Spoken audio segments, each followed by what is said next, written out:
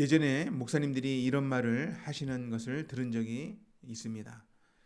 새벽 기도회에 보이지 않던 성도가 보이면 걱정이 된다는 거예요. 무슨 일이 생겼나? 큰 일이 생겼나? 이런 근심이 온다는 것입니다. 이 말을 통해서 알 수 있는 것이 무엇입니까? 성도들이, 하나님을 믿는 사람들이 삶이 좋고 평안할 때는 기도하지 않는다는 거예요. 삶에 큰 문제가 생기고 자기 힘으로 도저히 해결할 수 없는 그런 문제가 닥쳐오면 비로소 기도하기를 작정한다는 것입니다. 새벽을 깨우는 것이죠. 물론 하느님을 갈망하기에 그런 문제가 없이 새벽을 깨우는 분들도 있습니다. 하지만 보통은 문제가 생길 때 새벽을 깨우는 것이죠. 여러분, 영국의 노예 해방을 위해서 크게 쓰임받았던 사람이 있습니다. 윌리엄 윌버포스라는 사람인데 1759년에 태어난 사람입니다. 이 사람은 나중에 하느님을 잘 믿었어요. 그래서 노예 해방에 위대하게 쓰임을 받았던 사람인데, 이 사람은 새벽 기도를 아주 귀하게 생각했습니다. 그래서 자기 아들에게 이런 편지를 보낸 적이 있습니다. 내용은 이렇습니다. 사랑하는 아들아, 내가 너에게 원하는 것이 단 한 가지 있다. 그것은 새벽 기도를 소홀히 하지 말라는 것이다. 이른 아침에 주님을 예배하는 일을 소홀히 하지 말고 하루의 시작을 하나님과 교제함으로 시작하는 습관을 들인다면 너는 분명히 하나님께 귀하게 쓰임받을 것이다. 신앙생활에서 가장 치명적인 것은 하나님을 인생의 최우선순위에서 내려놓는 것이다. 부디 이것을 조심하기 바란다. 이렇게 자기 아들에게 이런 편지를 쓴 것입니다. 윌리엄 윌버포스는 새벽 기도가 그에게 어떤 의미가 있었던 것입니까? 그에게 새벽 기도란 하나님을 최우선순위에 두는 것이었어요. 그리고 하루를 시작하는 그 순간에 하나님과 함께하기를 원했던 것입니다. 그런 하루의 시작도 하나님과 함께하기를 원했고, 중요한 순간, 또 인생의 중요한 순간, 또 하루의 중요한 순간도 하나님께 기도하며 그 일을 해나가기 원했던 것입니다. 여러분, 이런 모습은요, 예수님을 본받은 것입니다. 예수님께서도요, 새벽 미명에 해가 뜨기 전에 하느님 앞에 나가 기도하셨습니다. 예수님은 능력이 많으신 분 아닙니까? 하나님의 아들이지 않습니까? 믿음이 충만한 분 아닙니까? 그럼에도 불구하고 하나님께 기도했다는 것이에요. 또 예수님께서는요, 십자가의 고난을 앞두고 가장 중요한 그 사역을 앞두고 겟세마네 동산에 들어가서 간절히 기도했다는 것입니다. 이것이 무엇을 우리에게 알려주는 것입니까? 하루를 시작하기 전에 하나님을 의지한다는 것 중요하다는 거예요. 예수님이 그리했다면 우리도 그래야 되지 않겠습니까? 여러분, 우리는 내 힘으로 살아가는 사람이 아니라 하나님의 힘으로 살아가기를 바라고 하나님을 의지하는 그런 믿음의 사람이 되어야 될 줄로 믿습니다. 오늘 시편에도 새벽을 깨기로 작정한 사람이 나오죠. 오늘 시편 1절 2절 말씀을 제가 읽어드리겠습니다. 하나님이여, 내가 마음을 정하여 싸우니 내가 노래하며 나의 마음을 다하여 찬양하리로다. 비파야 수금아 깰지어다. 내가 새벽을 깨우리로다. 아멘. 하나님께 마음을 확정한다라고 말합니다. 이 시는 그래서 하나님께 노래하며 마음을 다하여 자기의 모든 것을 다하여 하나님을 찬양한다고 의지적인 선포를 하는 것입니다. 더 나아가서 비파야 수금아 일어나라. 내가 새벽을 깨울 것이다. 새벽이 나를 깨우는 게 아니라 내가 새벽을 깨운다고 말합니다. 이것은 굉장히 진취적인 것이죠. 새벽이 되니까 내가 일어나는 게 아니라 내가 새벽을 깨우겠다. 하나님을 내가 그 새벽에 의지하기 원한다. 하루를 여는 첫 시간, 가장 신선한 시간에 하나님께 나가 하나님을 찬양하는 것입니다. 사람들과 함께 더 찬양하기를 원하는 것이죠. 비파야 수금아 같이 가자.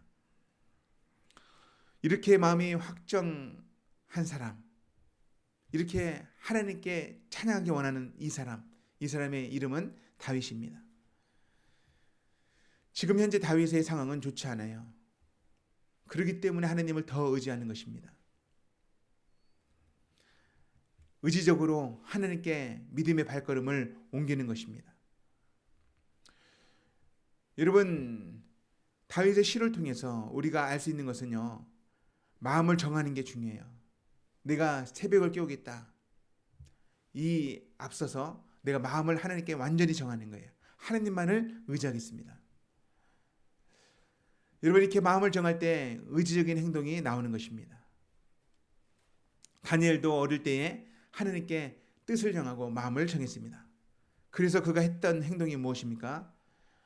그 당시에 바벨론의 가장 최고의 왕이었던 느부갓네살 왕이 제공하는 음식과 포도주를 먹지 않기로 한 것입니다.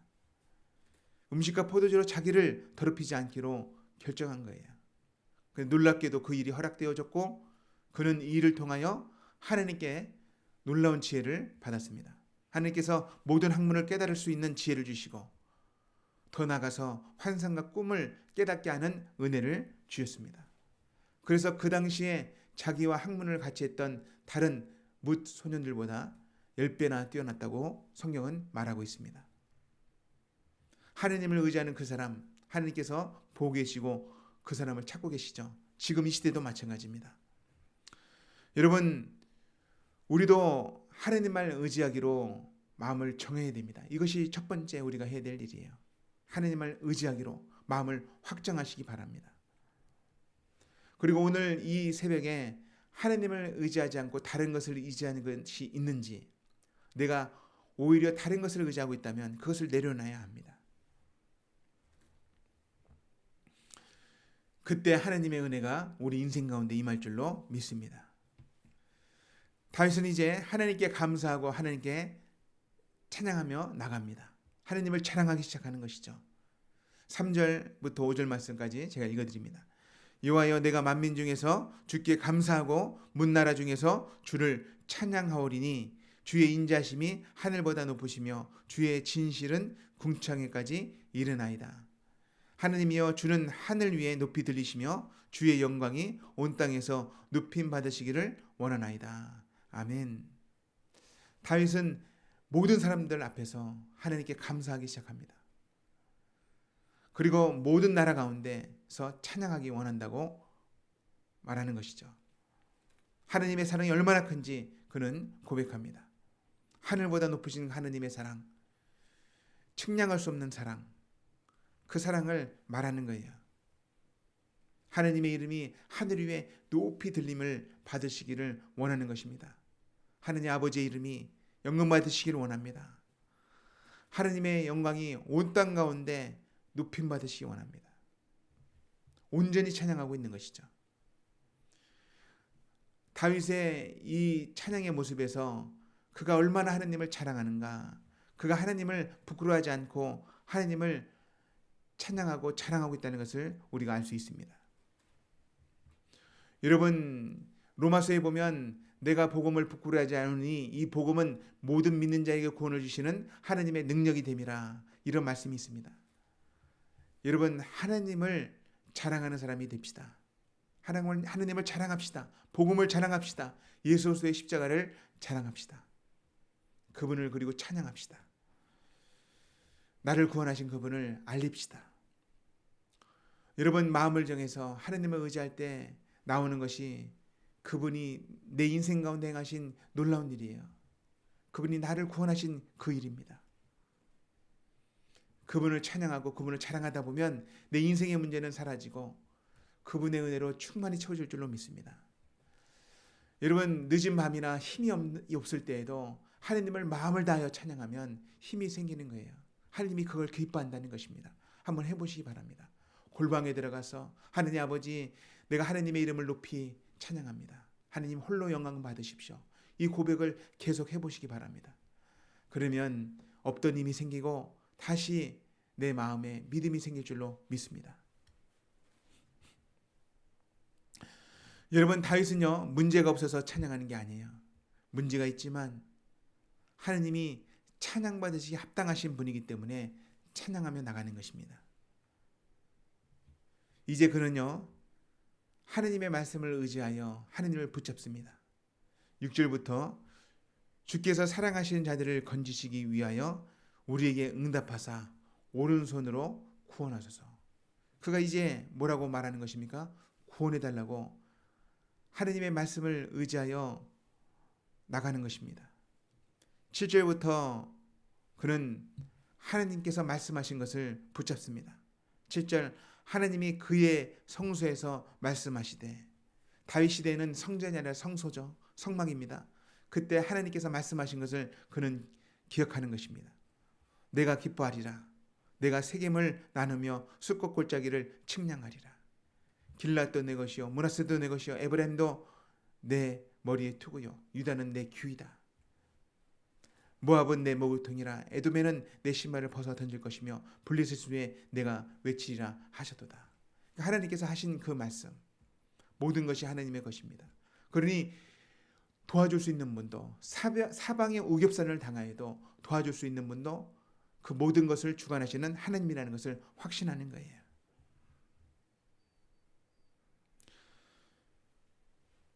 이후에 다윗은 하나님께서 전쟁 가운데 함께 나가주시기를 간절히 바라고 그는 기도하며 찬양하는 것입니다. 하나님이 함께 하시면 우리가 승리를 합니다. 12절 13절 말씀을 읽어드립니다. 우리를 도와 대적을 치게 하소서. 사람의 구원은 헛됨이니이다. 우리가 하나님을 의지하고 용감히 행하리니 하나님은 우리의 대적들을 밟으실 자이심이로다. 아멘.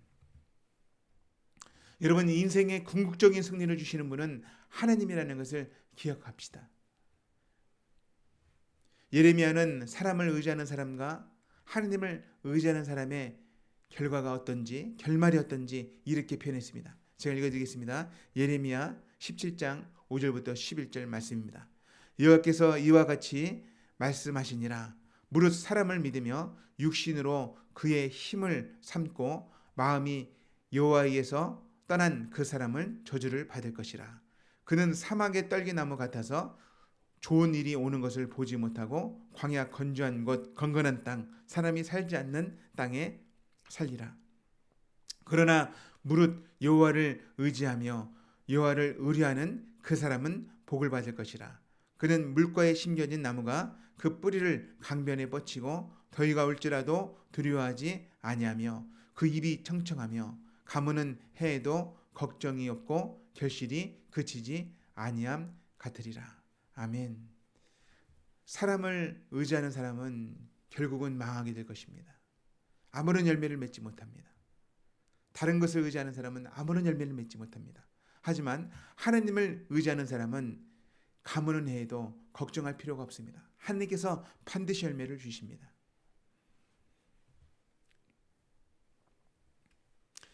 예레미야는 더 나가서 예레미야 17장 9절부터 11절까지 마음을 살펴보라고 말합니다. 제가 읽어드리겠습니다. 이어지는 말씀입니다. 세 번역으로 읽어드립니다. 만물보다 더 거짓되고 아주 썩은 것은 사람의 마음이니 누가 그 속을 알 수 있습니까? 각 사람의 마음을 살피고 심장을 감찰하며 각 사람의 행실과 행동을 따라 보상하는 이는 바로 나 주이다. 불의로 재산을 모으는 사람은 자기가 낳지 않은 알을 품은 자고새와 같아서 이 인생의 한창 때에 그 재산을 잃을 것이며 말년에는 어리석은 사람의 신세가 될 것이다. 여러분, 사람을 의지하지 말고 재물을 의지하지 말고 하나님만을 의지합시다. 오늘 말씀을 통해서 기억하고 적용할 것이 무엇입니까? 하나님께 마음을 먼저 확실하게 정해야 된다는 거예요. 나는 하나님만을 의지하겠습니다. 그리고 그 이후에는 믿음으로 나가는 것입니다. 믿음으로 새벽을 깨우는 것이에요. 믿음으로 기도를 하는 것입니다. 믿음으로 하나님의 이름을 찬양하는 것입니다. 믿음으로 말씀을 붙잡는 것입니다. 믿음으로 사는 거예요. 오직 의인은 믿음으로 말미암아 살리라. 믿음으로 사는 것입니다. 선하신 하나님을 믿고 나를 구원하기 위해서 십자가에 죽으신 예수님을 믿고 이 땅에 당당하게 살아가는 저와 여러분이 되기를 축원합니다. 오늘 말씀